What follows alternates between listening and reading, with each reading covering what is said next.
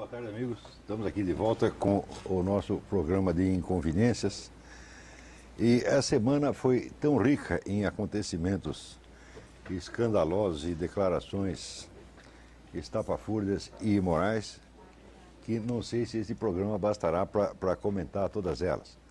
O acontecimento principal foi, evidentemente, esta declaração do senhor presidente da República, que se tornou, então, réu confesso de crime de prevaricação. O pior não foi ele ter confessado isto. O pior foi que, depois, falando a um grupo de estudantes, ele lhes prometeu que o sonho pelo qual ele e sua curriola lutaram durante 40 anos não será prejudicado, tá certo, por este discurso. O que significa claramente o seguinte: o sonho petista está infinitamente acima da Constituição e das leis. O senhor presidente da República não pretende permitir que as ambições políticas do seu grupo tenham de prestar satisfação às leis. Porque o crime de prevaricação está, vamos dizer, caracterizado pelas próprias palavras dele, tá certo? E se ele não cometeu crime nenhum, então ele cometeu o crime de falsa autoacusação, que também é crime, quer dizer, não tem escapatória. Quer dizer, na pior das hipóteses, ele se acusou de um crime que não fez, tá certo? O que também é crime, aliás, dando um mau exemplo para toda a população. Mas eu acredito que ele cometeu, sim, eu acredito que ele não mentiu durante esse discurso, e acredito também que não estava bêbado, porque esse senhor, no caso dele, não há a menor diferença entre o estado etílico e o estado sóbrio. Quer dizer, ele capricha igualmente nos dois estados, né? Agora, o que eu não acredito é que esse processo, até o pedido de impeachment, como alguns estão pensando, chegue a surtir nenhum efeito. Porque se uma coisa está aprovada neste país é que o esquema de poder petista não é abalado por considerações menores de ordem legal. Nós sabemos, por exemplo, quando houve o famoso caso Valdomiro, houve vários políticos tucanos que acharam que aquilo iria derrubar o ministro José Dirceu, ou talvez até lesar gravemente, né, o poder da presidência da República. E na época eu escrevi claramente: o Valdomiro é mais poderoso do que o Congresso e a mídia juntos. Nada pode arranhar este esquema. Ele é invulnerável, ele está acima de todos nós, acima das instituições e acima das leis. Olha, o que aconteceu? O Zé Dirceu não foi derrubado, o Valdomiro não foi punido, não aconteceu nada para ninguém, o Valdomiro está lá intacto, colosso, tá certo? E toda a nossa mídia e todos os deputados irritados, nada puderam contra ele. Não é que não puderam contra o Zé Dirceu, não puderam sequer contra o Valdomiro, tá certo? Agora, no caso, se o senhor presidente da República confessar não um, mas 30 crimes, ele pode confessar e ainda dizer: não vou pagar por isso, o nosso sonho não será afetado por estas coisinhas, por estas picuinhas como uma lei. Quer dizer, que importância tem eu ter cometido um crime de prevaricação? Vocês calem a boca e nos deixem continuar com o nosso sonho. É exatamente isso que está acontecendo neste país.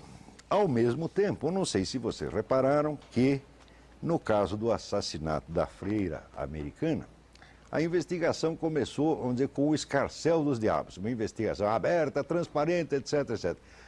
Foi aparecer na investigação o nome de um petista, porque o assassino disse que tinha sido contratado por um vice-prefeito petista, foi aparecer o nome de um petista e instantaneamente a investigação passou a ser feita sob segredo de justiça.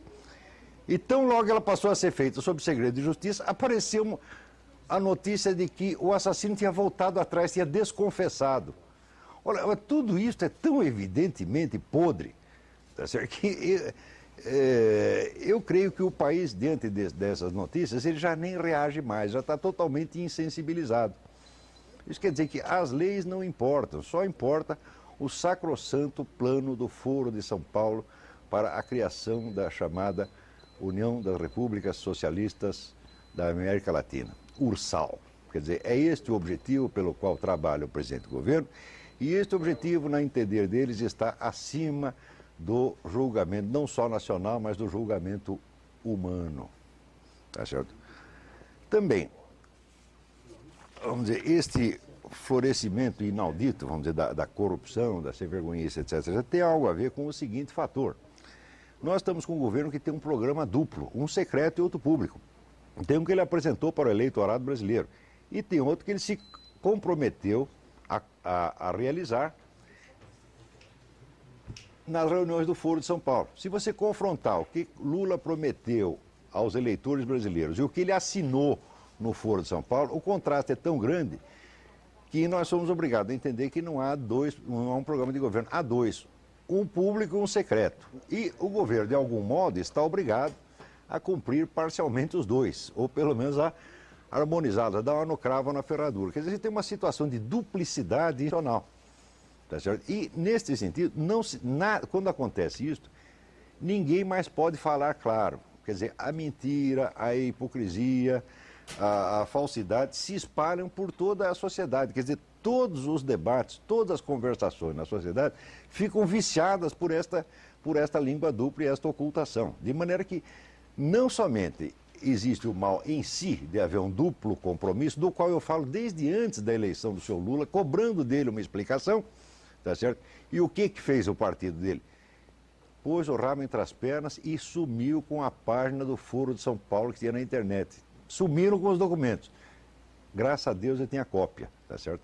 Então, desde essa época eu estou cobrando isso deles, mas esse compromisso duplo não somente é imoral, é criminoso em si, mas ele corrompe a nação inteira, porque ele bloqueia a possibilidade do diálogo sincero. Não há mais sinceridade neste país desde a eleição de 2002. A própria eleição já foi uma farsa em toda a linha, porque nenhum dos eleitores, nem o senhor e nem ninguém, nem seus vizinhos, seus amigos, ninguém ficou sabendo da existência do compromisso de Lula com o Foro de São Paulo. Compromisso com a Farc, no qual ele assinou, eu tenho o texto, posso até trazer num dos próximos programas, a declaração de que as Farc eram um movimento social legítimo e de que o governo da Colômbia praticava terrorismo de Estado contra eles. Como é que esse homem pode, no instante seguinte, estar sentado com o presidente Álvaro Uribe dizendo vamos combater o terrorismo? Não combater o terrorismo coisíssima nenhuma, está protegendo, né, as Farc. Ele não pode assumir um compromisso de proteger as Farc, por um lado, compromisso assinado e público, tá certo? E, por outro lado, dizer que vai combater o terrorismo. Esse homem está nos enganando, esse partido do governo está nos enganando, como nunca este país foi enganado. Comparado com esse esquema atual, tá certo? O Fernando Collor era o menino passarinho, tá certo? O PC Farias era a Madre Teresa de Calcutá. Quer dizer, vejam o que aconteceu no caso Celso Daniel, em que, graças ao envolvimento, ao perigo de arranhar a reputação petista, até o momento já apareceram 6 testemunhas assassinadas e nada se investiga, é proibido investigar. Quer dizer, o Valdomiro é sacrossanto, o processo Celso Daniel é intocável e, em suma, nós chegamos a uma situação, nós hoje vivemos exatamente como os habitantes do Morro da Rocinha, no Rio de Janeiro, em que todo mundo sabe quem é o chefe, todo mundo sabe o que está acontecendo, mas ninguém pode falar, porque senão morre. Quer dizer, até quando vamos ter que suportar isso? Quer saber a resposta da pergunta que eu me fiz? Vamos ter que suportar para sempre, porque não há forças políticas, nem militares, nem econômicas, nem culturais, nem sociais capazes de reagir a uma coisa dessa. Tem gente que ainda acredita, mas as Forças Armadas, etc, etc. Força Armada coisíssima nenhuma. O comando das Forças Armadas está, no presente momento, fazendo um convênio com o governo do Vietnã para implantar no Brasil a chamada Estratégia da Resistência. Isso se tornará nova doutrina militar nacional. Resistência contra quem? Contra o invasor. Que invasor? Os Estados Unidos, evidentemente. Nos Estados Unidos ninguém está nem sabendo disso.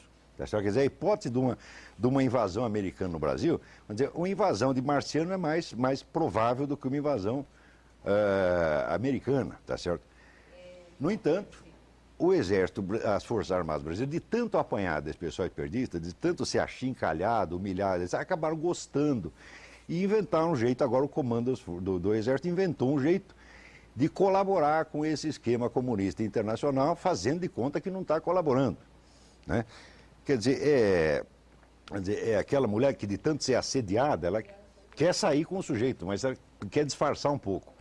Então, o pretexto agora, qual é o pretexto? Qual é o ponto em comum?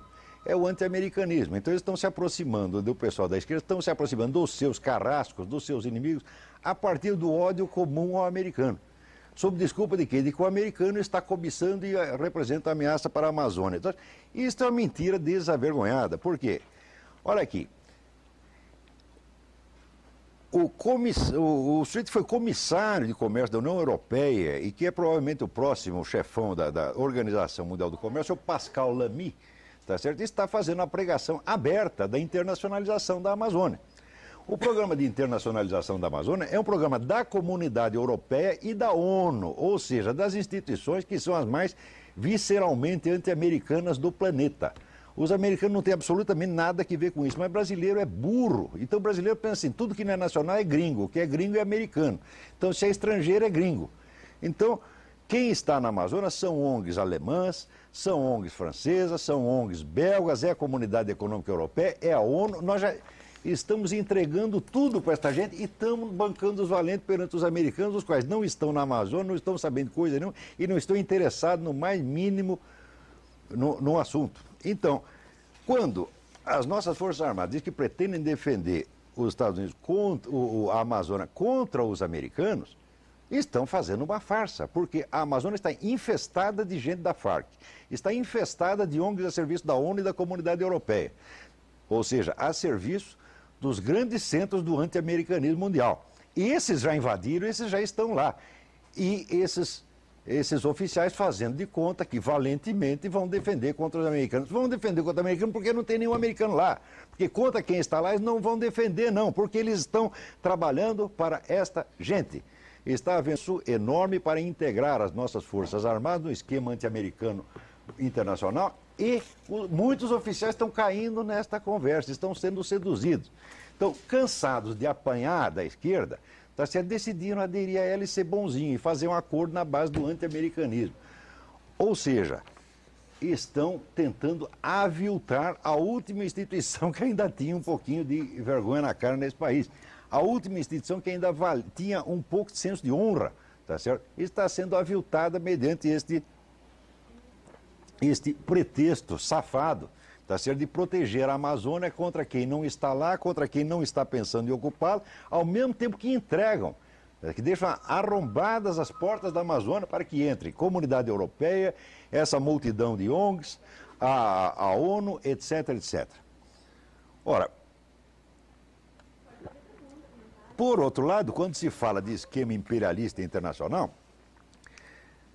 a gente pode perguntar às pessoas o seguinte: olha, você, por favor, me apresenta aqui um plano estratégico americano para a ocupação da América Latina.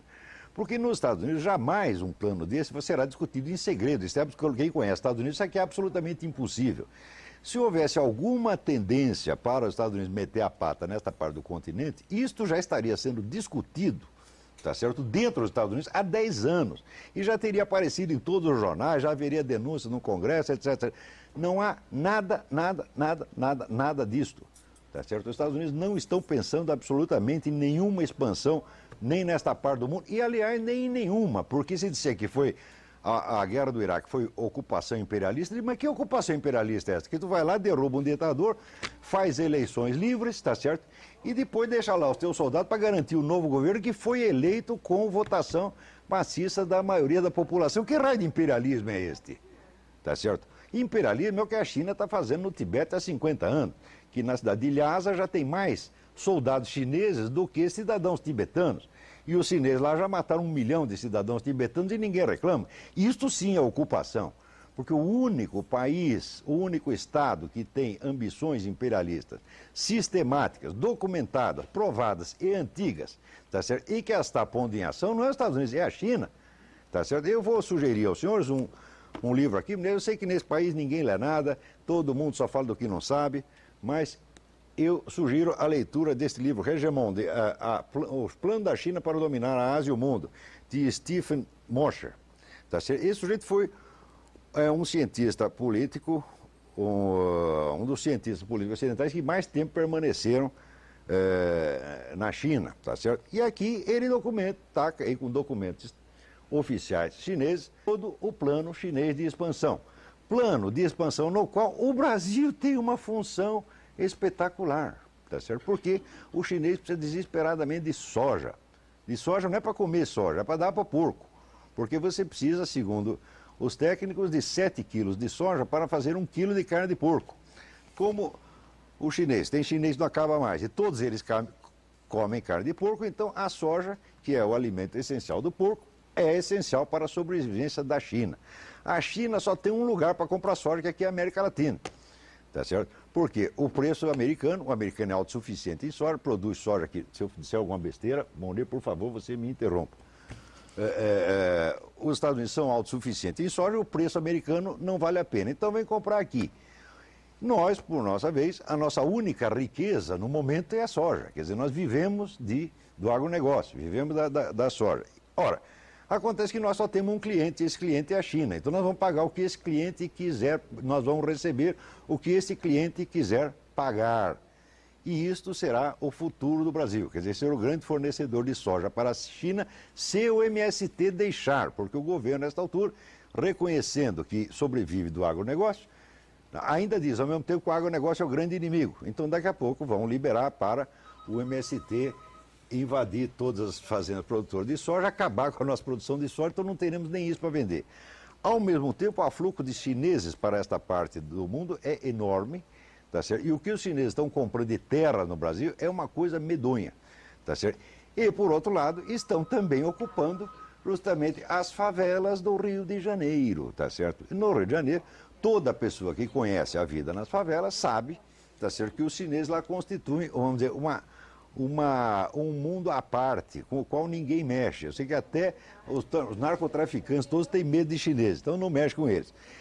Então, graças a esta importância econômica do Brasil para a China, você pode ter certeza que o Brasil está incluído neste plano, tá certo? Então, e já estamos sendo subjugados pelas exigências chinesas, estamos sendo atrelados à economia chinesa, tá certo? A Amazônia já está ocupada por gente da Comunidade Europeia e da ONU. O nosso governo já declara oficialmente que vai passar partes da Amazônia à administração da ONU. Tudo isso está acontecendo e nós estamos nos defendendo contra quê? Contra o imperialismo americano. Ora, para cair nessa precisa ser muito idiota, tá certo? Agora, tem gente, tá certo, que acha que qualquer coisa que saia daquele discurso estereotipado da esquerda, do anti-imperialismo americano, é tudo invencionice. Não há plano de expansão nenhum na China, não há nenhuma OPEA na Amazônia, e o grande perigo para nós são 6 mil soldados americanos que estão na Colômbia. Ah, que horror, eles estão lá matando gente da Farc. Que intervenção imperialista mais danosa à nossa soberania nacional. Agora, todo esse bando de gente da Farc que entra na Amazônia e mata soldados brasileiros, toda essa gente da Farc que está operando e dirigindo o narcotráfico no Rio de Janeiro, tudo isso não é ameaça nenhuma à soberania nacional. Tá certo? Ora, quer dizer, nós chegamos a um ponto, vamos dizer, em que a discussão nacional, o debate nacional nunca tem nada a ver com os fatos que estão acontecendo. Basta acontecer uma coisa que o brasileiro discute outra. Tá certo? Não conheço caso análogo na história do mundo. Quer dizer, a alienação chegar a este ponto, tá certo? Ao ponto de que qualquer pessoa que conhece os fatos e levanta a realidade dos outros acham que é maluco. Quer dizer, talvez o maluco seja eu mesmo. Quer dizer, esses fatos não aconteceram, tá certo? Só o que acontece é, vamos dizer, o que sai na nossa grande mídia. Olha, a grande mídia brasileira, o que é? É um grupo de 3 mil pessoas, 3 mil jornalistas, tá certo? 100% comprometidos com movimentos de esquerda, muitos deles vivendo de dinheiro de gente, de grupos de esquerda, muitos deles comprometidos profissionalmente com organizações de esquerda, tá certo? E os que não estão comprometidos profissionalmente, estão comprometidos socialmente, por via da amizade. Quer dizer, é um grupo de 3 mil pessoas encarregadas de mentir. A classe jornalística hoje constitui o sistema de informações da esquerda nacional. Ou seja, toda a nossa mídia, toda a classe jornalística, mas com exceção de um ou dois, mas é mínimas exceções, tá certo? Está trabalhando para a desinformação esquerdista e faz isso conscientemente, faz isso há 30 anos. Tá certo? Agora, no Brasil, o sujeito abre aí a Folha de São Paulo, abre o Estadão e acha que são instituições veneráveis, tá certo? E que são até instituições de direito, é que não sabe como estão essas empresas. Essas empresas estão todas endividadas com o governo, dirão o que o governo quiser. Tá certo? Então é esta a situação. As empresas, o que é um dono de uma empresa jornalística hoje? É um sujeito que está acossado. Por um lado, ele está acossado pelo fisco e pelos bancos oficiais que estão lhe cobrando a dívida. E acossado, por outro lado, pela redação, que é um grupo organizado, militante e agressivo de esquerdistas. Quer dizer, eu não queria ser o dono de jornal por nada deste mundo, hoje em dia. No entanto, o povão acredita que ser dono de jornal é ser o dono da bola, tá certo? O dono de jornal hoje não manda nada, quem manda é o banco estatal e quem manda é a redação organizada. E você está sendo enganado por esta gente. Uma situação de um engano tão geral e de uma alienação tão geral em relação aos fatos, eu nunca vi um análogo disso na história do mundo. Isso só poderia acontecer no Brasil, tá certo? Que é um país que parece feito para ser enganado. Ora, eu vou lhe dizer até que ponto você é enganado. Por exemplo, várias igrejas, igreja católica, luterana, batista, etc., se juntaram para dar um apoio à campanha do desarmamento. Isso é para induzir os fiéis a votar em favor do desarmamento do plebiscito que se anuncia. Tá certo? E o porta-voz desta campanha, porta-voz oficial desta campanha, diz: não, esta será a nossa luta contra as multinacionais. E você acredita? Porque o sujeito está lhe dizendo que existe um interesse, empresas multinacionais que vendem armas para o Brasil e que estão interessadas em bloquear o desarmamento, quando é exatamente o contrário. Não existe nenhuma multinacional vendendo arma no mercado brasileiro. Nenhuma. Há mais de 30 anos não tem nenhuma. Quem vendia arma aqui era uma empresa brasileira, que era a Taurus, que já concordou em não lutar contra o desarmamento, porque a produção dela é quase toda vendida para os Estados Unidos. Então, longe de haver multinacionais interessadas no mercado brasileiro, o que havia é uma empresa brasileira, tá certo, que está vendendo para o mercado exterior. Então, que luta contra as multinacionais é essa? Por outro lado, se você vai ver quem financia a campanha do desarmamento, aí sim são multinacionais. Essas são não só multinacionais, como ONGs internacionais bilionárias, tá certo? Quer dizer, um poder monstruoso envolvendo interesses econômicos extraordinariamente grandes que se une, tá certo, contra alguma outra multinacional, não contra o senhor, que é o proprietário de um revólver calibre 32 ou de uma espingarda de caça calibre 28, tá certo? Essa gente se une contra o senhor e ainda se faz de coitadinhos, como se eles fossem os desamparados e o senhor fosse a multinacional. E isto que ele está fazendo são religiosos. Religiosos. Mas que autoridade moral e religiosa tem esta gente? Vou lhe contar qual é a autoridade moral da Igreja Católica, por exemplo, neste país. Em São Paulo, a arquidiocese cedeu um andar inteiro do seu edifício para uma entidade chamada Católicas pelo Direito de Decidir. Tá certo? As católicas pelo direito de decidir se apresentam como se fossem senhoras católicas, com a diferença de que são favoráveis à liberação do aborto. Tá certo? Só quando você vai investigar o que é esta organização Católicas pelo Direito de Decidir, é uma organização americana, tá certo? Cujo primeiro ato público, quando foi fundada, e parece que em 1978, foi sagrar a sua fundadora, cujo nome não me recordo agora, sagrar a sua fundadora com o título de Papisa Joana I, numa cerimônia feita na escadaria da Catedral de St. Patrick. Ou seja, uma coisa mais paródica do que essa não é possível. Tá certo? Além disso, esta fundadora fez uma declaração pública dizendo o seguinte: eu passei a vida procurando um governo que eu pudesse derrubar, até que eu descobri a Igreja Católica. Esta mesma entidade publica uma revista chamada Conscience, nos Estados Unidos, Consciência, tá certo? Que tem páginas e páginas celebrando o deus Baal da Bíblia. Tá certo? E odes ao santo nome de Lúcifer. É uma entidade satanista que está operando no Brasil, satanista sim, professamente satanista, que opera no Brasil sob a proteção da Arquidiocese de São Paulo. E você vai dizer que esses bispos, esses cardeais são católicos, são cristãos, são farsantes. Nenhum fiel deve a menor obediência a essas pessoas. São criminosos, mentirosos. Pior, a campanha da fraternidade, com essa aliança espúria com a campanha do desarmamento, que essa sim é uma campanha multinacional, tá certo? É uma campanha contra a soberania nacional.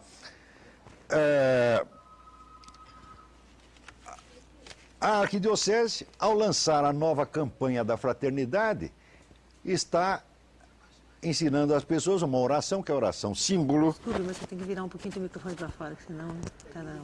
É? Tá ruim? Então, ao lançar a campanha da fraternidade, lança a oração símbolo, na qual os fiéis aparecem perante Deus dizendo aqui, estamos aqui desarmados e confiantes. O uso da palavra desarmados, tá certo? É uma mensagem de propaganda embutida na oração. A hora que uma igreja usa uma oração para transmitir propaganda embutida de uma campanha que ela está apoiando, acabou a religião. Não há mais igreja católica no Brasil. Isto é uma farsa, tá certo? Eu tenho um estudo do padre João Evangelista Martins Terra, já da década de 80, em que ele dizia que a igreja no Brasil era maciçamente cismática e que uma separação total do Vaticano ia acontecer mais dia menos dia. Como as pessoas não acompanham as notícias e a evolução dos acontecimentos religiosos no exterior, imaginam que a igreja católica no mundo inteiro é igual ao do Brasil. Eu falo, não é não. Se você viaja pela França, pelo Canadá, pelos Estados Unidos e assiste missa, você não vai ouvir as pessoas dizendo o que dizem aqui. A igreja brasileira é diferente dos outros. Tá certo?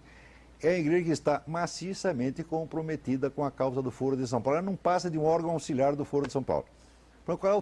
E os seus parceiros agora, que se acumpliciaram, Igreja Batista, Luterana, mesmíssima coisa. Vocês não têm nenhum direito de mentir maciçamente para a população, dizendo que estão em luta contra multinacionais. Vocês estão em luta contra nós, vocês estão em luta contra a população brasileira.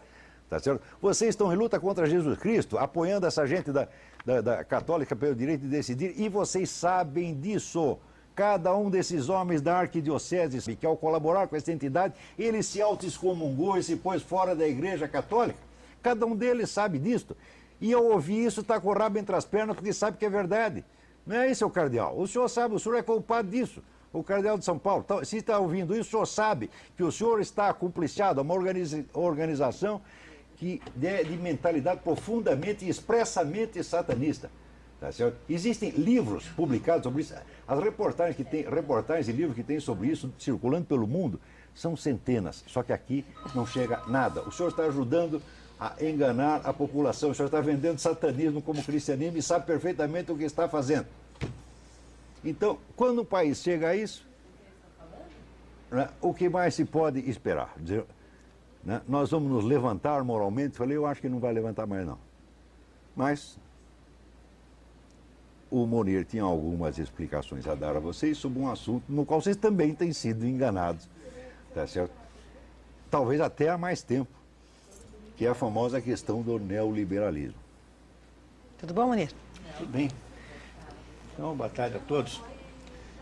Faz já uns 3 programas Nós que eu venho tentando falar desse assunto. Também tem assunto que eu estou dando no primeiro programa. Felicíssimo que finalmente hoje eu acho que eu... Será, Monir? Eu acho que é até uma questão de promover a saúde mental pública, de dizer a vocês algumas coisas sobre essa confusão que se faz no Brasil hoje com as expressões liberalismo e neoliberalismo.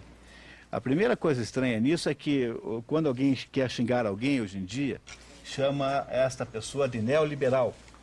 Neoliberal é tido e havido como uma coisa muito feia, muito horrível, mais ou menos a explicação dos nossos grandes problemas e agruras e infelicidades.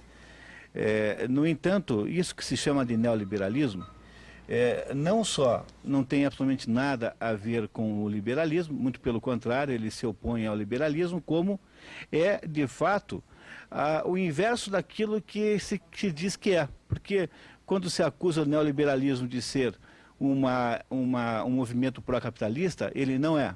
Quando se diz que o neoliberalismo é um movimento de opressão dos pequenos e desamparados, ele na verdade não é isso, ele é justamente o processo de opressão mesmo. Ele não é um processo ele é isso mesmo, porém ele não é fruto daquilo que se chama historicamente de liberalismo. Então deixa eu ver se eu consigo explicar para vocês bem claramente a diferença dessas duas coisas. O liberalismo é uma velha tendência, uma velha maneira de olhar para o mundo econômico que começa no século XVIII, e vem passando por pessoas, por economistas extraordinários. Talvez nós devamos dizer que os dois mais extraordinários economistas liberais mais próximos de nós, um chama-se Eugen Böhm-Bawerk e o outro chama-se Ludwig von Mises. Existem muitos outros liberais que valeria a pena citar, mas esses dois são pessoas emblemáticas. E o que essas pessoas pensam sobre o que elas chamam de liberalismo é a ideia de que, antes de mais nada, a humanidade é prisioneira da sua natureza. Quer dizer, a humanidade vive dentro de uma condição específica que lhe faz parte, e que essa condição humana, que é uma condição de carência e dificuldade, nós caímos nesse mundo que é o mundo material e precisamos, então, resolver os problemas materiais desse mundo. Esta necessidade de conseguir produzir a solução para a própria vida humana depende exclusivamente daquilo que Ludwig von Mises chama de ação humana. E essa expressão ação humana é o título do livro que ele publicou, aí mais ou menos em 1950, 40 e alguma coisa, 50, que é o livro, digamos assim, o livro básico do pensamento liberal propriamente dito.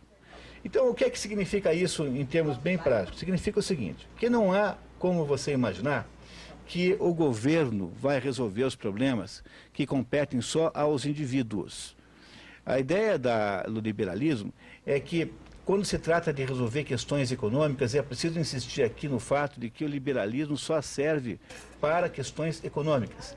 Não estou aqui dizendo em nenhum momento que se deva aplicar uma abordagem liberal para problemas não econômicos. Por exemplo, não dá, eu embora seja um economista liberal ortodoxo, eu não consigo defender a ideia de liberar as drogas, por exemplo, como uma abordagem liberal. Não é isso, não serve esse raciocínio, porque as drogas não são, em princípio, um assunto do mundo econômico. As drogas são um assunto do mundo do poder, do mundo da disputa entre os grupos armados. Portanto, não se pode aplicar a qualquer assunto liberalismo. Porém, no âmbito do mundo econômico, a ideia do liberalismo é que, se as pessoas forem deixadas em paz e puderem, então, assumir as próprias responsabilidades pelo seu sustento, se houver um clima de liberdade para a ação humana, o resultado que isso vai gerar é um resultado espetacular em termos econômicos. E aí, então, quando você percebe que até isso ser posto em prática, a humanidade era muito, muito mais pobre do que é hoje. A história da Europa, por exemplo, é uma história de pobreza. Aliás, se tem algum assunto que economista nenhum devia tentar discutir, é tentar compreender a pobreza, porque a pobreza, a naturalidade da condição humana, ou seja, o único assunto que tem sentido econômico de verdade é entender por que é que tem gente que não é pobre. Ou seja, o único ponto relevante é entender a riqueza e não a pobreza. Pois o que os liberais dizem, portanto, é que se a ação humana for deixada com liberdade, se o Estado, se o governo, se as instituições a deixarem funcionar com toda a liberdade, o resultado concreto que isso vai gerar, real, material, contabilizável, enfim, será economicamente muito maior do que você fazer o contrário, que é ficar estabelecendo restrições e limitações à ação econômica, como se ela fosse em si uma coisa negativa, criminosa ou delinquente. Bom, aí então é preciso que você me ajude, o ouvinte me ajude aqui a fazer uma pequena reflexão. E se você prestar atenção um minuto, você verá que o que acontece na prática do dia a dia do Brasil é uma sucessão interminável de limitações à atividade econômica. Faça um exercício, tente estabelecer um carrinho de cachorro-quente, tente abrir um pequeno negócio para você descobrir que nós vivemos num mar de hostilidades contra a atividade econômica. O que acontece no Brasil hoje é que a atividade econômica é uma espécie de concessão que o Estado faz para você e que torna-se cada vez mais uma concessão precária. Ou seja, a qualquer momento o Estado pode retirar de você o direito de estabelecer uma atividade econômica. Bom, se isso é o liberalismo, então o que é o neoliberalismo? O neoliberalismo é o modo como os governos socializantes modernos descobriram que poderiam parecer menos socialistas. Quer dizer, enquanto o liberalismo é, de fato, uma tese é de fato uma proposição de um modo de lidar com as coisas do mundo, o neoliberalismo é uma tapeação, é mais ou menos assim. Começa tudo com a governante Margaret Thatcher, na Inglaterra, na década de 70, final da década de 70, que começa a dizer que o Estado tem que privatizar. De fato, naquele momento lá, eu não estou aqui dizendo que a Margaret Thatcher fosse uma pessoa com uma importância de líder nesse movimento, não é, mas ela tinha uma intuição de que precisaria mudar a Inglaterra. A Inglaterra ia muito mal, ela era dominada por governos socialistas sucessivos que haviam inviabilizado o trabalho na Inglaterra. Ou seja, a pressão sindical era tão grande que ninguém mais trabalhava. Qualquer situação era passível de greve, de paralisação, do que quer que fosse. A Inglaterra tornou-se menor do que a Itália, o que é uma coisa inimaginável. Como é possível que a Inglaterra, que alguns anos antes tinha um império no qual o sol não se punha e que era o mais bem-sucedido país da Terra e naquele momento do planeta, tivesse perdido em termos econômicos para a esculhambadíssima Itália, que era um país de gente que os ingleses desprezam profundamente como sendo gente indisciplinada e completamente irresponsável. No entanto, o socialismo na Inglaterra fez a Inglaterra cair abaixo da Itália. Quando aconteceu isso, os ingleses fizeram alguma coisa. E a ideia era acabar com aquela república socialista que estava formada ali, e com isso começaram as tais das privatizações. As privatizações tornaram-se uma espécie de regra no mundo inteiro. No entanto, é preciso tomar cuidado para não confundir essas privatizações que foram ocorrendo no Brasil incluído, com um processo de recuperação da ação humana. Por quê? Porque, na verdade, o que faz nesse momento o Estado é deixar os capitalistas, os empresários produzirem as coisas. Eu acho inacreditável que no Brasil a Petrobras ainda exista como empresa pública. A ideia é que qualquer empresa, qualquer empreendimento fosse privado, e o Estado, então, por todos os meios possíveis, eles são muitos, faria, então, uma espécie de extorsão tributária, como está acontecendo agora aqui rapidamente, e essa extorsão tributária retiraria dessas firmas todo o resultado desse esforço bem-sucedido. Com este dinheiro, o Estado, então, no lugar de se envolver com assuntos econômicos, envolve-se com assuntos totalitarizantes, ou seja, o Estado pega esse dinheiro para montar estruturas de controle social. Ou seja, aquilo que se chama de neoliberalismo é uma espécie de disfarce que o socialismo contemporâneo usa para fazer de conta que ele não existe mais. Ou seja, é uma personagem falsa, é uma personagem traiçoeira que faz você achar que não existe mais socialismo no mundo, quando exatamente é o contrário. O que nós conseguimos, então, com o neoliberalismo é aprofundar o socialismo e não diminuí-lo. Ou seja, hoje o corpo de empresários nada mais são do que agentes de captação do governo. Eles só servem para financiar o Estado. E isso significa que a taxa de tributos que incide sobre o PIB, ou seja, que incide sobre o esforço das pessoas que trabalham de fato, irá só aumentar. A minha previsão é que quando o governo estabelecerá nos próximos anos, aí 1 ou 2 anos, uma nova modalidade de cobrança de encargos sociais, não mais sobre a folha de pagamento, que hoje em dia, com a ideia da redução do emprego formal, está cada vez um método pior de cobrar, mas sobre o faturamento da organização. Aí, nesse momento, a carga tributária vai pular mais uns 5, 6% para frente, e o governo vai dizer assim, ops, desculpe, mas acontece que agora eu já gastei o dinheiro, já botei aqui no orçamento, sinto muito, agora vai ficar nisso mesmo. Vamos terminar esse ano que está aqui agora, obviamente, entre 35% e 40%, pelos cálculos mais otimistas, porque se a gente pegar alguns cálculos, como por exemplo do professor Ives Gandara, ele acha que já está em 60%. Mas também aí é uma questão de critérios. Ninguém no Brasil, nenhum técnico, nenhum economista ousa dizer que é menos de 35%, que é uma barbaridade. Porque não há nenhum país do mundo com o nosso grau de renda per capita que tenha isso. Nós devemos estar cobrando o dobro do que seria razoável. Então, o que é preciso que a gente tenha esse cuidado é a gente não bancar o trouxa e não ficar por aí falando mal de neoliberalismo como sendo alguma coisa que o governo Lula aderiu de modo errado. Na verdade, o plano é esse mesmo. Quando eu ouço as pessoas aí, os ortodoxos petistas, reclamarem que o governo Lula os traiu, na verdade não é que o governo Lula os traiu, é que vocês é que não entenderam nada, pô. Vocês é que não compreendem o que está acontecendo de fato. O governo Lula só está produzindo o plano correto para aumentar o grau de poder do Estado sobre todo mundo. Mas não é mais agora o grau de poder que tinha antigamente, em que ele vendia para você gasolina e só a dele. Agora ele quer controlar o seu espírito, a sua palavra, o que você vê. Ele quer que você não fique mais num bar depois das 11 horas ou das 10 horas. Ele quer restringir as suas escolhas pessoais, controlar as suas expressões, saber se você... Ele quer definir se você pode ou não pode chamar aquele seu amigo de negão, se você tem esse direito ou não, enfim. Para tudo isso você precisa de uma super polícia, de um super aparelho de Estado esse que necessita de uma quantidade pantagruélica de impostos. O que é que os governos socialistas fizeram então? Admitiram que não sabem fazer sapato e prego, e então deixam os empresários fazerem sapato e prego, e com o recurso e com o sucesso deles, sobre esse sucesso deles, as taxas em tributação são crescentemente maiores.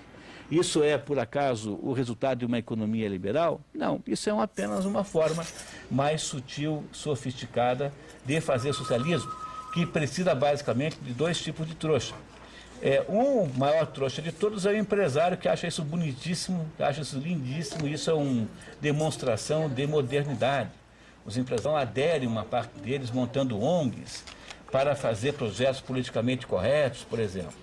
E a segunda coisa que tem que ter um eleitor trouxa, que acha que quando ele vota no socialismo, ele está votando em alguma coisa que não tem mais, portanto, é preciso que essas duas coisas aconteçam. Eu acho, portanto, que a confusão entre liberalismo e neoliberalismo, a diferença dessas duas palavras não são apenas a palavra neo. Há uma diferença abissal entre essas duas coisas e é preciso que a gente preste atenção para não ser enganado por essa confusão. Olha, eu tô com... Diga. Fazer um comentáriozinho. Faça lá. Então vou passar a bola para ele para ver se ele concorda com a análise que eu vou fazer do que ele disse. Você vê, Lenin não se limitou a criar uma estratégia para a tomada do poder por via armada. Ele também fez uma estratégia para os países europeus onde o socialismo podia chegar ao poder por via eleitoral. Para estes países, ele recomendava exatamente aquilo que ele chamava de estratégia das tesouras. Estratégia das tesouras significa o seguinte, que o pessoal da esquerda se organiza não em um partido ou em uma facção partidária, mas em duas simultâneas. Uma delas é de tipo social-democrático, ou seja, como se diria aqui, neoliberal. Né? Ou seja, ela ainda é capitalista, mas já é um capitalismo alterado de modo, vamos dizer, a fazer da atividade capitalista uma subsidiária do Estado, tá certo? E aumentar o controle do Estado sobre o conjunto da população. A partir da hora que subiu este socialismo moderado, aparece uma esquerda mais radical descendo o cacete nele e o chamando-o de direita. Então, o efeito disso é maravilhoso, porque, em primeiro lugar, o socialismo moderado passa a ser o máximo de direitismo ou o máximo de capitalismo admissível na discussão pública. E, em segundo lugar, a briga interna, a disputa meramente política, não ideológica, né, entre a social-democracia e o comunismo se torna, vamos dizer, o único tema da discussão. É exatamente o que está acontecendo aqui, porque quando se elegeu o senhor Fernando Henrique, o PSDB, a origem dele é exatamente a mesma, era a esquerda uspiana, a esquerda da USP, em São Paulo. Então, ele cria este negócio neoliberal, tá certo? No qual finge que está fomentando o capitalismo, mas, na verdade, está expandindo a ação do Estado e os controles estatais sobre tudo o que existe. E é justamente deste esquema que vive a esquerda radical, porque o MST vivia do governo Fernando Henrique. Se não fosse Fernando Henrique, não existiria MST, tá certo? Então, essa fase de domínio social-democrata é feita para financiar o Partido Revolucionário, tá certo? É financiado pelo mesmo esquema social-democrata que ele publicamente condena. Isso está tudo explicado em Lenin. Você acha que esse esquema que você explicou do neoliberalismo não combina exatamente com essa estratégia do Lenin? Eu acho das que tesouras? acho que é exatamente isso. É exatamente isso que eu disse em termos econômicos, que o Olavo disse em termos políticos. É exatamente isso. Veja, a razão pela qual o Brasil é um país pobre, não sei se vocês se dão conta, mas o Brasil tem mais ou menos a mesma área dos Estados Unidos. Nós só temos menos área porque eles têm o Alasca. Então, pegamos continente versus continente, temos a mesma área. Eles têm mais população. Nós temos 180 milhões, mais ou menos, eles devem ter uns 270, por aí. Eles são um pouco mais velhos. A independência americana, contando pela independência, na data da independência, a independência americana é de 1736, a nossa é de 1822. Nós ambos somos países de imigrantes, basicamente, ambos tiveram escravidão. No entanto, o PIB americano é 20 vezes maior do que o PIB brasileiro.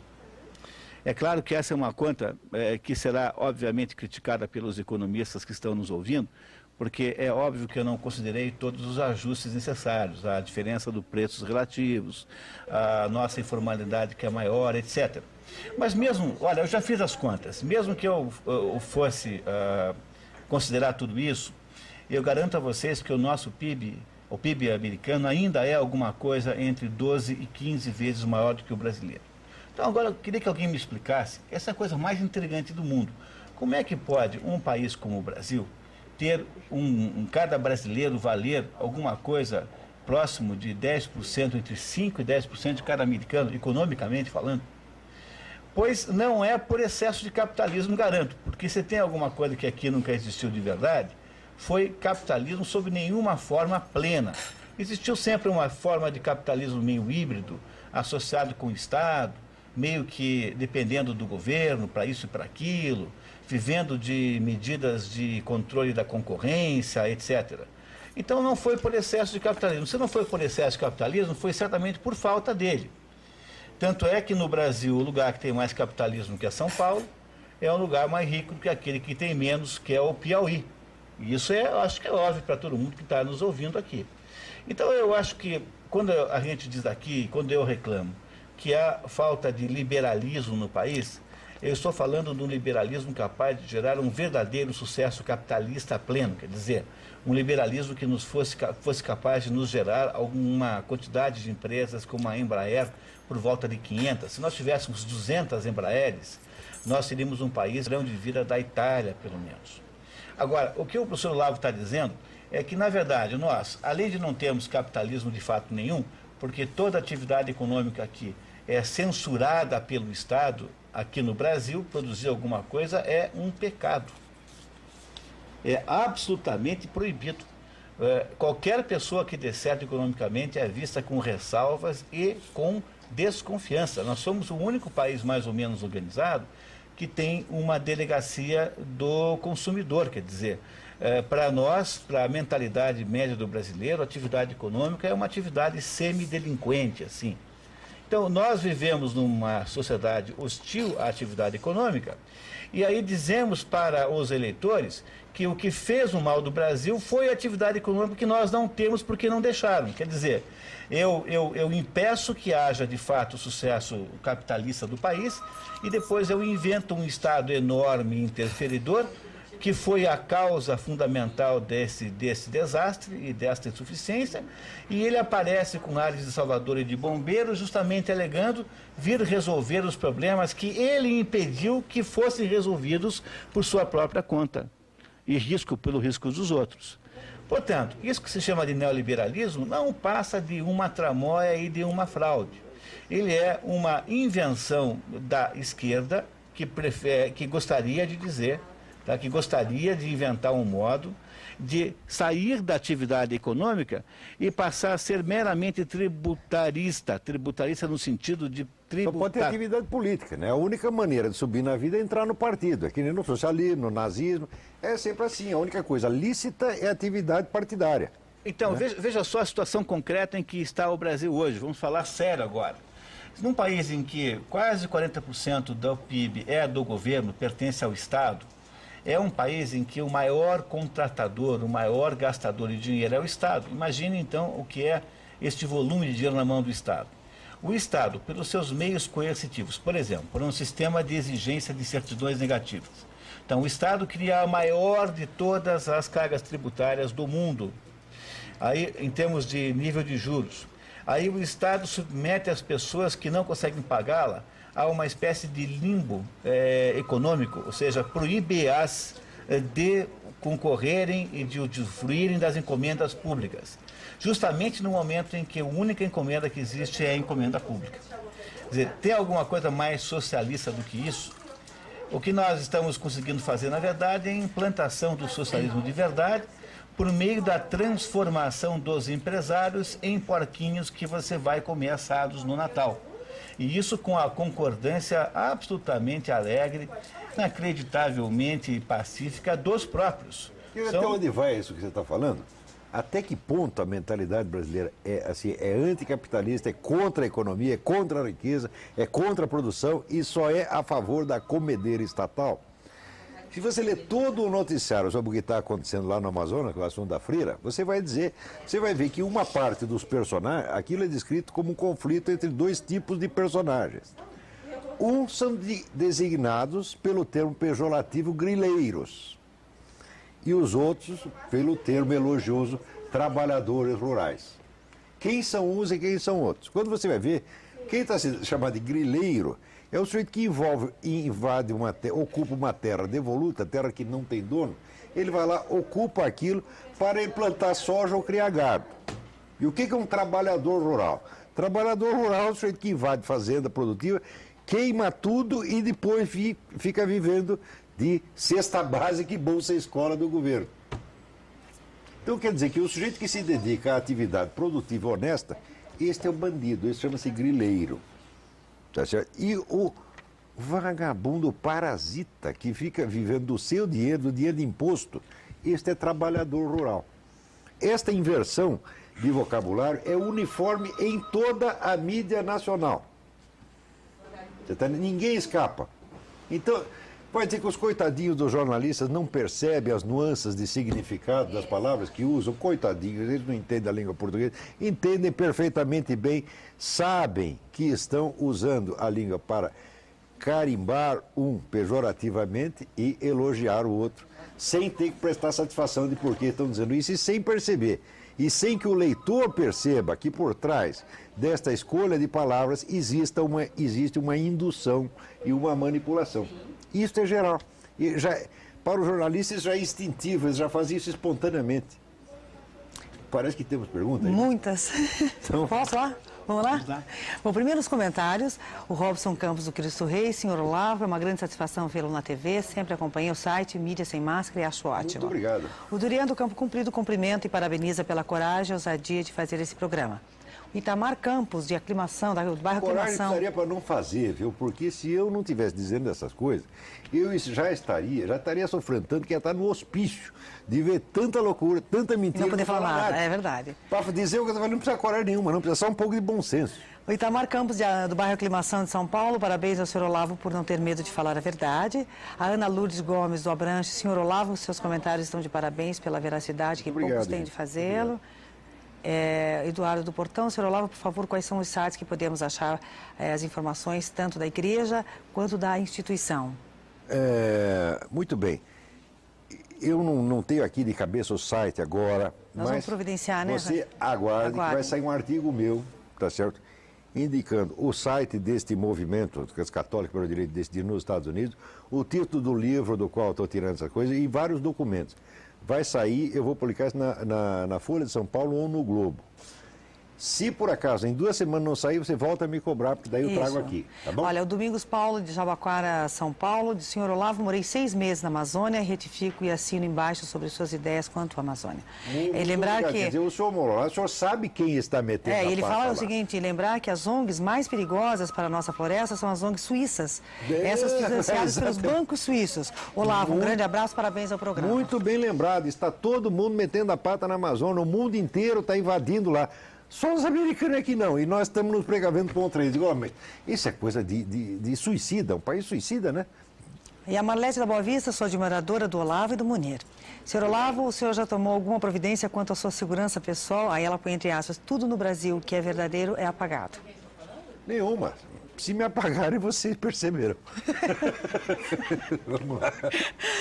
Bom, a Vera do Cotolengo, também para o Olavo, ela fala o seguinte, se a freira Dorothy era naturalizada brasileira, como o FBI foi autorizado a vir investigar o caso aqui? Sendo que se é um brasileiro que é assassinado nos Estados Unidos, nada se faz pela polícia brasileira, só resta aguardar o veredito deles, que é feito de qualquer jeito. Eu não conheço a legislação, mas parece que o fato mesmo de se naturalizar brasileiro não implica a perda da nacionalidade americana. Eu acho que ela continua sendo cidadã americana e tem lá os seus direitos. O que nós temos que perguntar é o seguinte, o que esta freira estava fazendo aí? Que eu saiba, ela estava organizando violência no campo, né? E levou um respingo. Na verdade, morreu a freira e fizeram esse forrobodó todo. Do outro lado já morreram 5 pessoas, ninguém fala nada. Uhum. Quer dizer, não é porque esta mulher é freira que estava vendo esse barulho, é porque era esquerdista. Tá certo? E nós sabemos o poder da mídia esquerdista no Brasil e nos Estados Unidos. A pena lá é menor, porque a mídia esquerdista lá só pega a elite. O povão mesmo é o rádio, que é quase 70% conservador. Tá certo? Mas no Brasil, a mídia esquerdista é 100%, incluindo televisão, rádio, jornal, etc, etc, etc. Até a internet aqui, até a internet no Brasil é monopolizada pela esquerda. Eu não entendi o que ele falou, assim, vocês entenderam o que ele falou? Eu não entendi. Você entendeu? Ele, não entendi nada. Ele veio cochichou, mas um cochicho tão baixinho que nem eu consegui entender. Deve ser um negócio muito perigoso. Diga, Guilherme, pode falar, Guilherme. Esse é importante, que é o mesmo assunto. Ah, esse é importante. Então tá, então vamos colocar essa. Esse é o mesmo assunto, então vamos ver o que vamos falar já, né? Péricles, da Vila Parolim. Esse é para o Munir. Quer saber se o governo Lula não está tentando transformar o Brasil em uma Rússia? Cuba está estarrecido em ouvir tantas verdades em uma só tarde. Olha, politicamente, se está fazendo isso politicamente, a pessoa que tem que dizer isso é o Olavo, que afinal tem muito mais informação do que eu, sobretudo no contexto do Foro de São Paulo. Vou passar a palavra para ele em 1 minuto, mas, sob o ponto de vista econômico, o que está acontecendo aqui está acontecendo em todo o mundo. Com exceção dos Estados Unidos, porque os Estados Unidos têm uma característica peculiar de nascença. Eu não sei se vai resistir muito, por exemplo, eu não acho que os Estados Unidos estão imunes a se tornar um país totalitário. Eu acho que lá há uma tendência e um potencial disso enorme. Mas uma característica que faz com que ele seja diferente do resto da Europa, por exemplo, é que nos Estados Unidos o governo não se mete em assuntos econômicos. Quer dizer, lá o grau de intervencionismo do Estado na economia é muito pequeno.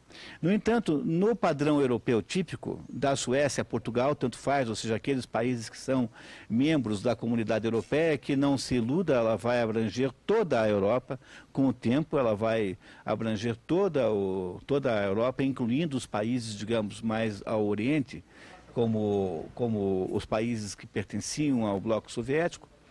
Nesse caso aí, a ideia central é produzir uma economia socialista no sentido técnico da palavra, uma economia em que, embora a atividade econômica seja privada, ela é não só restrita sob inúmeras dimensões, incluindo nisso as dimensões ecológicas e ambientalistas, que serão muito rigorosas, como ela será sempre uma economia supertaxada. E mais do que isso, para você garantir mesmo que ninguém sai fora da linha, você continuará obrigando os empresários a fazer papel de palhaço e ficarem por aí fazendo programas socialmente responsáveis, de empresa cidadã, etc. Porque aí já estamos aí no nível da humilhação. Quer dizer, você não só submete as empresas a toda espécie de restrição regulamentar.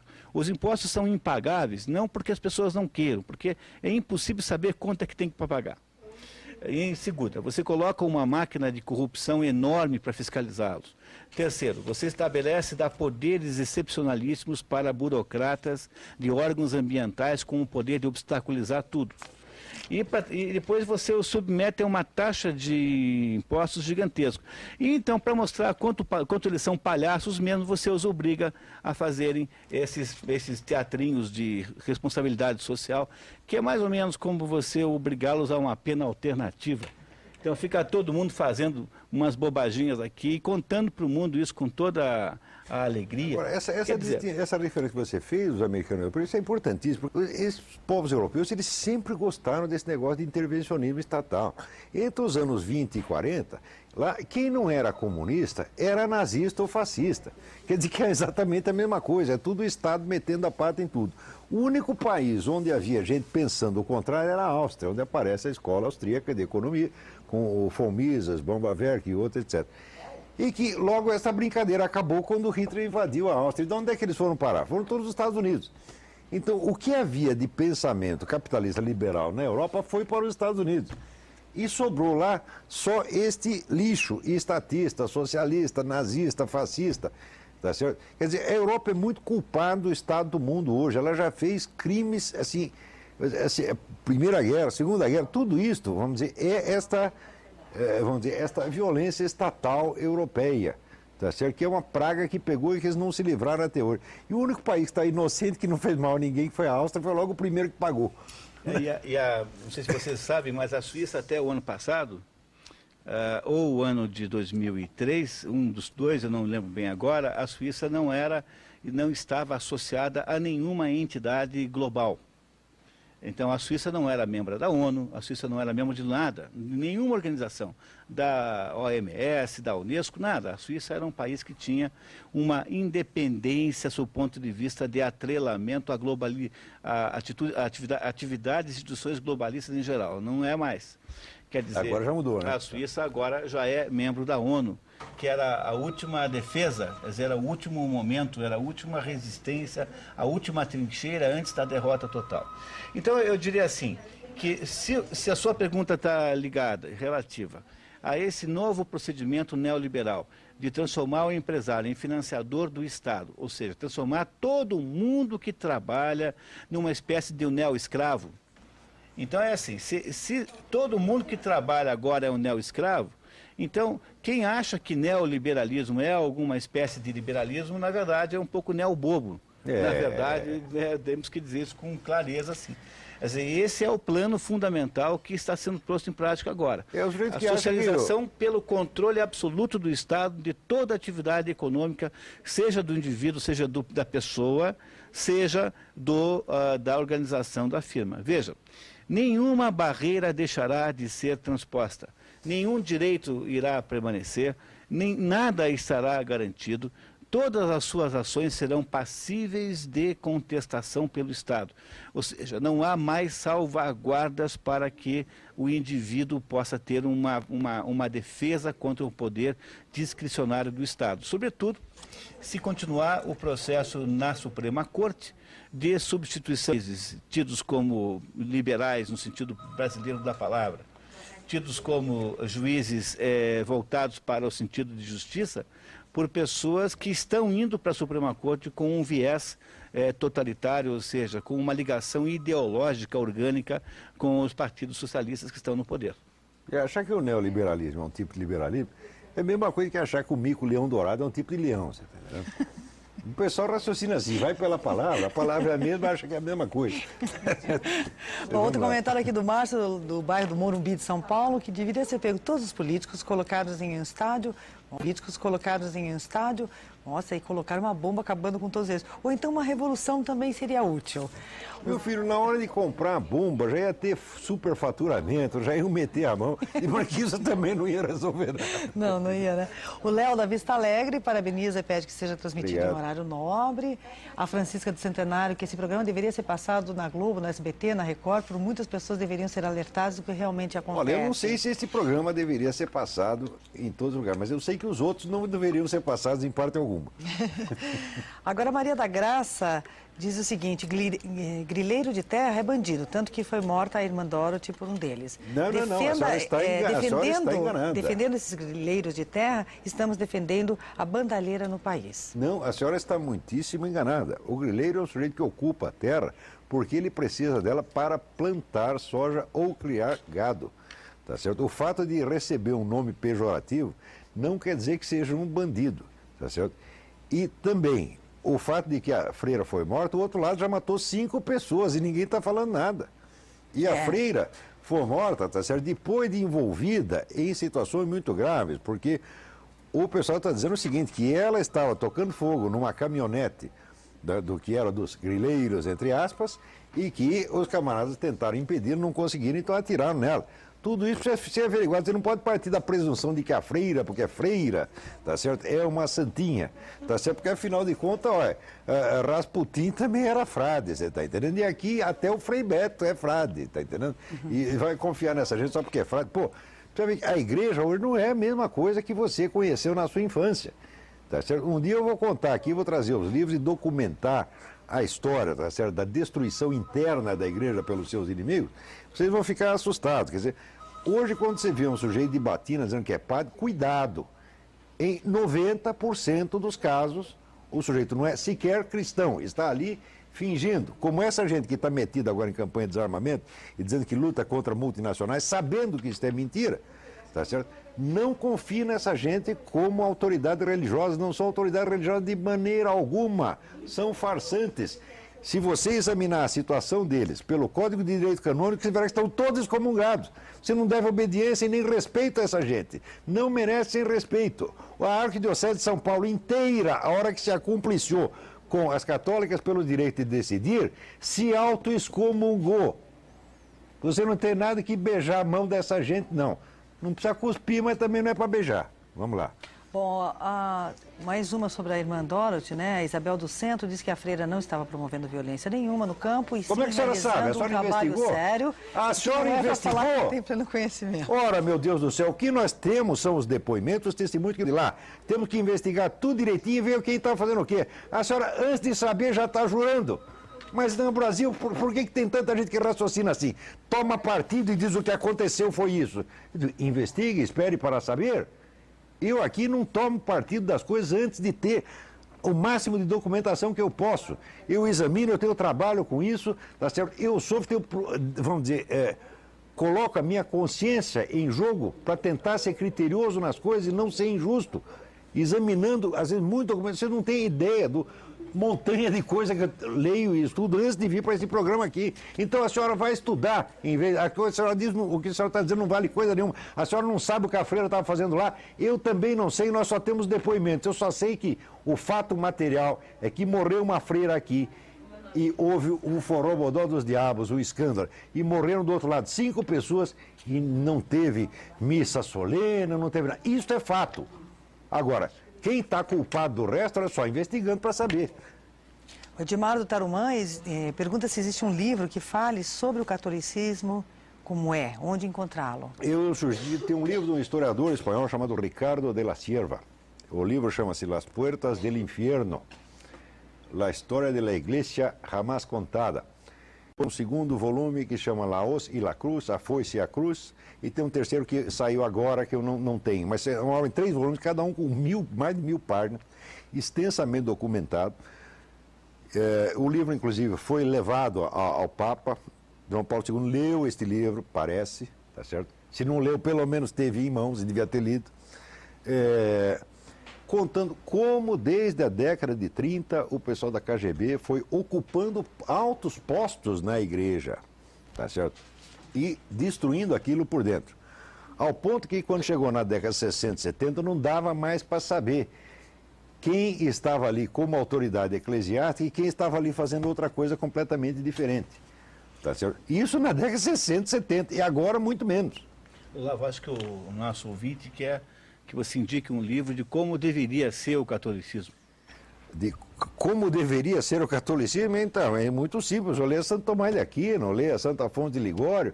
Quer dizer, a bibliografia, vamos dizer, católica, cristã, é enorme. Só que hoje em dia ninguém a conhece. O pessoal que quer saber o que é catolicismo vai perguntar para o Frei Beto, que jamais teve a menor ideia disso aí e nem quer ter. Frei Beto entende, é de Nova Era, de Florais de Bach, tá certo? E daquele outro palhaço, como é que chama o homem do tal da física, Fritjof Capra, é disso que ele entende. De catolicismo ele não entende coisíssima nenhuma, não entende nem quis entender jamais. Quer dizer, tudo isso que está se apresentando como religião no Brasil é uma farsa. Agora, a gente não pode furar essa barreira completamente. A única maneira de furar é ou você viajar e ficar um tempo no exterior. recebendo as informações lá, ou então daqui mesmo, se você tiver dinheiro, tiver um cartão de crédito, comprar livro estrangeiro, americano, europeu, daí você fica sabendo como é que as coisas estão andando. Agora, aqui a gente tem um bloqueio de informação, nessa parte religiosa também, ao ponto de que uma organização como a Católicas pelo Direito de Decidir, que a Conferência Americana dos Bispos fez a declaração oficial dizendo que essa entidade não é digna de apoio nem da confiança da Igreja, aqui esta entidade chega e ocupa um lugar no prédio da Arquidiocese, sob a proteção lá de suas eminências, tá certo? E o brasileiro não sabe que está sendo enganado. Vamos continuar? Vamos. A Marilena do Portão dá parabéns ao programa e já que não tem anunciantes, ainda bem que não tem nem intervalo comercial, quem financia vocês? O Loja vai falar e sabem que vocês três são apresentadores de respeito, muito respeito, parabéns novamente, obrigado.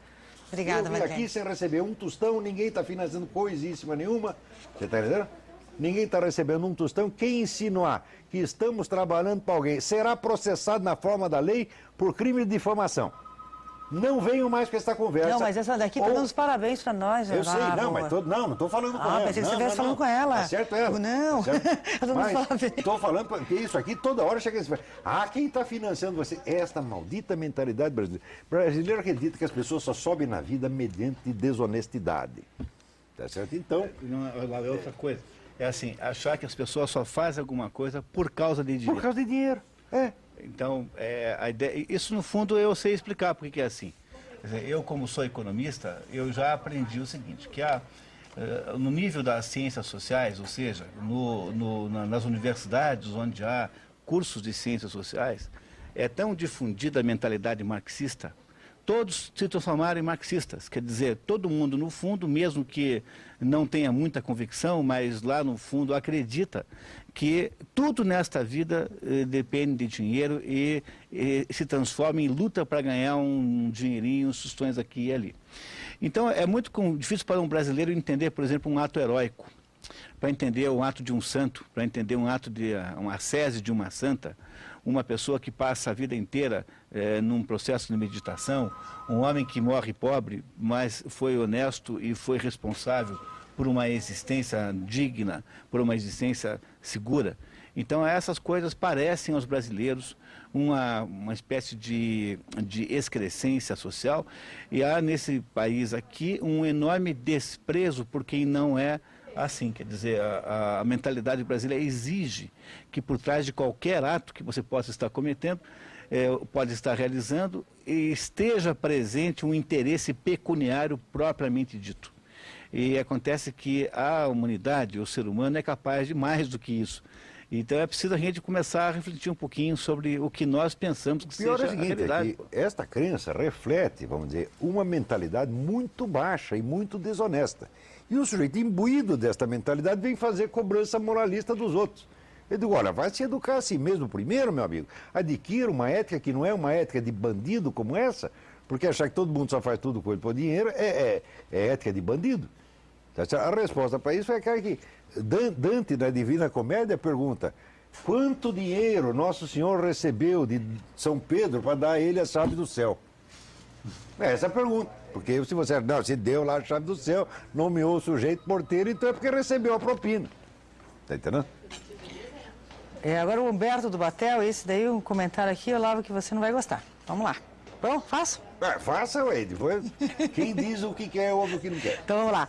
Que moral o Olavo tem para pichar Floral de Bar se antes de se meter a filósofo vinha dar curso de astrologia em Curitiba? E pergunta, e o que tem a ver uma coisa com outra, meu filho? Quer dizer, você leu os meus escritos sobre esse assunto astrológico? Você tem ideia das pesquisas que eu fiz? Você tem alguma ideia do que eu faço, do que eu estudei nesta área e do que eu publiquei nesta área? Não. Ora, se você pega qualquer... ele escreveu um negócio lá que tem título de astrologia. Então deve ser essa coisa de nova era, de Floral de Bach, etc, etc. Ora, meu amigo, o senhor está confundindo o mico-leão dourado com o leão. Olha só. Peraí, deixa eu acabar de explicar. O pessoal usa... Veja, eu tenho um amigo, chama-se Jacques Salmon, que é um professor da Universidade de Paris. Tá certo? Professor de antropologia. Ele publicou mais de 30 livros sobre este mesmo assunto. Ele é um estudioso da astrologia nas várias culturas, etc, etc, etc. Nunca o confundiram com um astrólogo neste sentido, nunca. Mas no Brasil, então, o sujeito deu um curso de astrologia. Ah, então ele é uma espécie de Zora Ionara. Você está entendendo? Ora, meu amigo, vai lamber sabão, pega a sua incultura, o senhor não sabe do que eu... Pega a sua incultura, tá certo? E leva na escola para ver se conserta, tá certo? Os meus estudos sobre astrologia são coisas seríssimas. O tema astrológico, o assunto astrológico é de extrema importância cultural para o mundo, tá certo? O senhor lê as coisas que eu escrevi, tá certo? E veja se eu sou astrólogo se eu sou um astrólogo, primeiro, se eu sou um astrólogo, segundo, se eu sou um astrólogo nesse sentido. O senhor está confundindo. Você está entendendo? Está achando comigo que o Leão Dourado é um tipo de leão. E está achando que o sujeito que escreveu, quer dizer, um estudo sobre a questão astrológica no século XX, tá certo? E que submeteu este negócio todo, vamos dizer, a tudo quanto é tipo de exame científico concebível, então ele está vendendo, como é que se diz, crendices, etc. O senhor está confundindo as coisas. Não venha passar essa vergonha, não se faça de palhaço na frente de tanta gente, por favor. O Bruno do Cabral, parabéns. Nunca ninguém em Curitiba teve coragem de falar sobre a Igreja Católica. A Janete... Aqui a gente fala de quem? Aqui não escapa ninguém. É Igreja Católica, é maçonaria, é luterano, é PT. O que a gente souber, se a gente tiver elementos para falar, nós vamos falar. Agora, se não tiver... Porque assim, se eu pergunta, eu não sei, a resposta é certa, não sei. Não sei. A Janete Juvevê, sou economista e realmente agradeço a aula de hoje. Obrigada, Janete, pela tua audiência. E Dr. Vitório Vieira, de Perdizes, lá de São Paulo, diz o seguinte, Olavo, sou membro da Igreja Batista de Vila Mariana, em São Paulo. Gostaria que o senhor me explicasse qual é a fonte que fala sobre o envolvimento da Igreja Batista no desarmamento. Isso foi noticiado na Folha de São Paulo, quer dizer, houve um encontro entre representantes das várias igrejas. Não sei se são representantes verdadeiramente autorizados, porque se aparece um sujeito, eu falo em nome da Igreja Batista, eu falo em nome da Igreja Luterana, pode não ser nada disso, pode ser um grupo de picareta que toma, vamos dizer, o poder, o negócio e fala em nome daquela igreja, como esse grupo da esquerda católica fala em nome da igreja e suja o nome da Igreja Católica metendo-a nesse tipo de coisa, pode acontecer a mesma coisa que a Igreja Batista, meu amigo. Todas essas igrejas, elas têm origem em Nosso Senhor Jesus Cristo, mas isso não quer dizer, tá certo, que tudo o que se fala em nome delas venha desta fonte. Né? O Eduardo Bigorrilho diz que hoje a China é quem mais possui bondes papéis americanos. Como a China e os Estados Unidos têm sistemas políticos bem distintos, qual o risco para os Estados Unidos de que a China venda esses títulos? Será possível uma destabilização dos Estados Unidos? Não pelo seguinte, porque o que são bonds? São debêntures, títulos públicos, títulos emitidos pelo governo americano. A China, de fato, como é o país quase mais líquido, eu não sei se vocês sabiam, mas os Estados Unidos, por causa do modo como eles estão organizados, eles têm um déficit comercial gigantesco. O buraco comercial americano é quase 2 bilhões de dólares por dia. Quer dizer, todos os dias que passam, os Estados Unidos vendem 1 bilhão e 800 milhões de dólares a menos do que compram. Então, os Estados Unidos precisam emitir títulos para que o dinheiro volte sob forma de investimentos lá. Então, se a China, que é um dos maiores beneficiários desse déficit, porque se os Estados Unidos têm um déficit de quase 2 bilhões de dólares por dia, esse déficit corresponde a superávites de outros países, obviamente. Então, se a China, por causa da sua situação econômica muito boa, ela é proprietária desse dinheiro, quer dizer, ela recebeu um superávit comercial e transformou em aplicações no governo americano. Se ela for vender esses papéis, o que ela vai fazer é um muito mau negócio, porque ela vai vender a título do quê? Ela vai ter que vender por algum preço inferior que a pessoa que comprar vai receber, quer dizer, ela vai vender com um deságio. E aquele que comprar vai fazer um bom negócio em relação a ela. O que é uma outra coisa, que é o fato de que a China pode ter recursos em dólar que não são recursos aplicados em bonds, ou seja, são recursos líquidos. De fato, existem recursos líquidos, ou seja, dólares em quantidade expressiva, em todos esses países que tradicionalmente são países muito exportadores, como o Japão, a China, a Alemanha, etc. Ora, se querem, para derrubar o dólar, como é que faz? Todo mundo vende. Então vai todo mundo vender, mas o problema é só que a economia não é uma...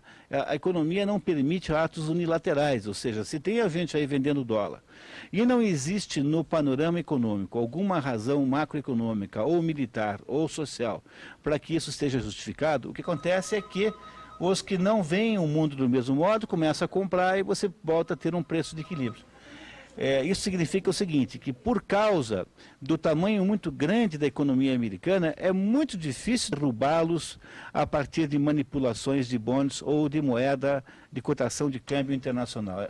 Embora, é claro que se possa fazer muitos estragos, ou seja, pode gerar situações em que há uma desvalorização indesejada há um certo tempo, mas isso é muito mais complicado do que parece. Na verdade, o que a China faz é usufruir o máximo possível da vantagem macroeconômica americana.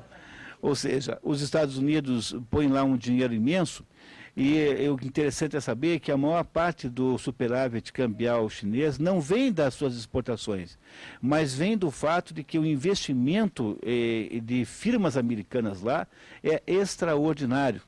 O que, mais uma vez, comprova a tese de que o capitalismo não tem preocupações ideológicas. O capitalismo pode funcionar com qualquer regime político. Ele pode funcionar muito bem com o mais radical país fechado do mundo e com a democracia mais aberta. Os empresários americanos, o grande capital americano, ele só está interessado no seu próprio bolso e no seu próprio sucesso. Ele não tem a menor preocupação em saber se aquele sucesso que ele está gerando para a China possa um dia reverter-se militarmente contra o país de onde ele tem origem. E isso explica muito a diferença que há entre o capitalismo e o socialismo. Enquanto o socialismo é uma ideologia e parte de princípios que se refletem na sociedade, o capitalismo, na verdade, é de uma espontaneidade que chega, às vezes, às raias da inconsciência. É por isso mesmo que é absurdo aquele pessoal liberal que acreditava que, aumentando a dose de capitalismo na China, iria liberalizar o regime. As coisas não são assim. Quer dizer, o capitalismo não é uma ideologia, não é um sistema político, o capitalismo é uma técnica que é transportável para vários regimes políticos diferentes. Então, quer dizer, você pode liberalizar a economia e não liberaliza o regime de maneira alguma, que é exatamente o que aconteceu na China. Na década de 80, todo mundo dizia, não, o capitalismo vai florescer na China, então logo haverá uma democracia. Eu disse, sim, o capitalismo, a atividade capitalista, sob o controle do Estado, aumentou, mas o regime não afrouxou de maneira alguma. É isso? É mais uma vez uma demonstração da crença em que nesse mundo tudo se resolve com dinheiro. É uma percepção que a pessoa tem de que todo mundo é comprável 100%, que qualquer coisa se consegue com dinheiro. Uhum. Essa é a pressuposição das pessoas que acham que o capitalismo resolve os problemas morais, éticos do mundo, etc, etc. Você não basta capitalismo, você precisa ter o capitalismo e daí você precisa lutar pela democracia, lutar pela liberdade. Quer dizer, a liberdade econômica não traz as outras liberdades. Uhum. Então, basta a gente lembrar que no Brasil, por exemplo, nós tivemos um momento de autoritarismo político maior do que temos hoje, e naquele momento havia mais liberdade econômica do que tem hoje. Isso. Até o governo Geisel, o Brasil teve um grau de liberdade econômica muito maior. Talvez as pessoas que tenham mais aí de 40 anos consigam fazer a comparação. É dizer, desde quando é que se dava ao secretário da Receita Federal o direito de se imiscuir abelhudamente dentro do seu cartão de crédito ou das contas de uma certa empresa?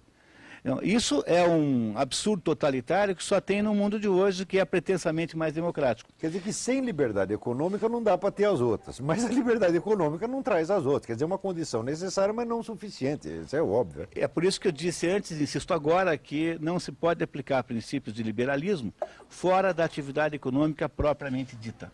Ele não funciona para compreender o mundo nas atividades mais complexas, mais acima.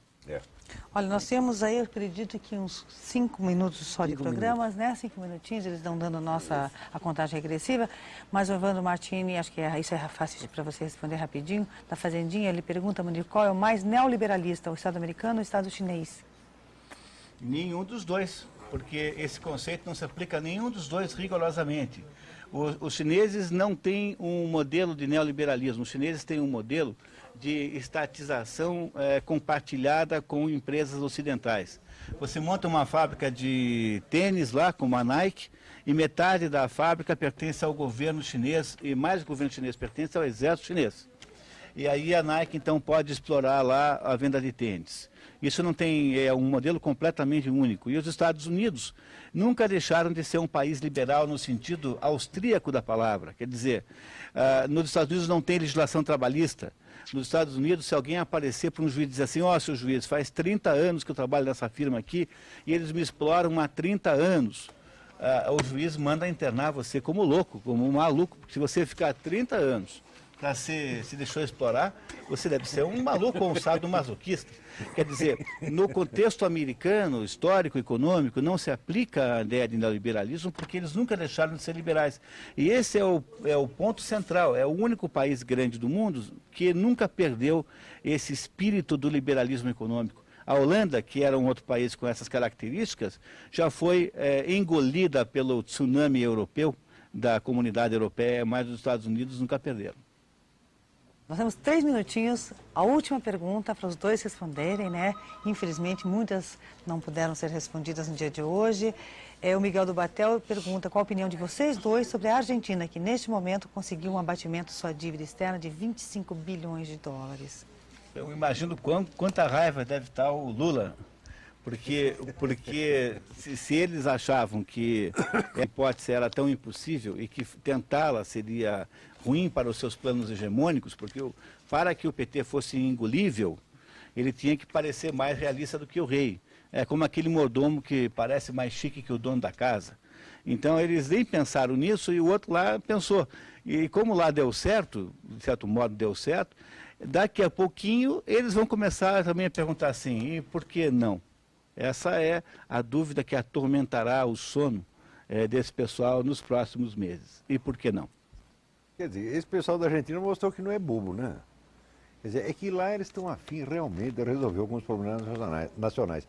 E estão por quê? Porque a Argentina estava com a corda no pescoço, chegou um ponto em que se não fizesse nada, iam todos morrer de fome.